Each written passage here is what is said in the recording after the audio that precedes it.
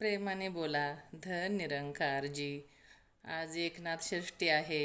शांती ब्रह्म पैठण निवासी एकनाथ महाराज यांची आज षष्ठी आहे. तर त्यांना शांती ब्रह्म ही पदवी मिळाली होती. तर का मिळाली असेल, तर त्यांच्या जीवनामध्ये किती शांती असेल.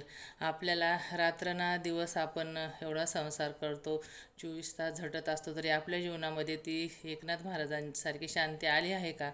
तर ती का नाही आहे त्यांच्यासारखी शांती आपल्या जीवनामध्ये? तर एकनाथ महाराज हे शांतीचं प्रतीक होते. एकनाथ महाराजांच्या अंगावर हा एक माणूस 108 वेळा थुंकत होता. जेव्हा एकनाथ महाराज नदीवरून स्नान करून येत असत, तेव्हा एक झाडावर माणूस बसला होता आणि तो पान खायचा, आणि एकनाथ महाराज असा आंघोळ करून नदीच्या बाहेर आले की त्यांच्या अंगावर थुंकायचा तो. असं किती वेळा एकनाथ महाराजांच्या अंगावर थुंकला असेल तो? 108 वेळा. तर एकनाथ महाराजांनी एवढ्या वेळा अंगावर थुंकून सुद्धा शेवटी त्या महात्म्याला साष्टांग नमस्कार केला आणि म्हणाला की तुझ्यामुळं आज मला 108 वेळा नदीचे स्नान घडले आहे.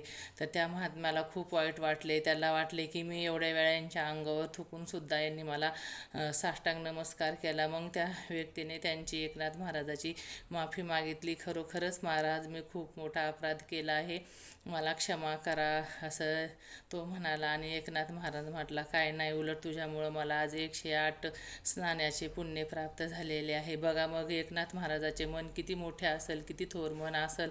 आपण जर कुठं रोडने वगैरे चाललो, आपल्या अंगावर थोडासा पाण्याचा शिंतोडा चिखलाचा उडला, अगर चुकून एखाद्याकडून कचरा आला, तर आपण किती त्यांना ओरडतो, शिवाय पण काय काय जण देतात. मग बघा एकनाथ महाराज आणि आपल्यामध्ये किती फरक आहे.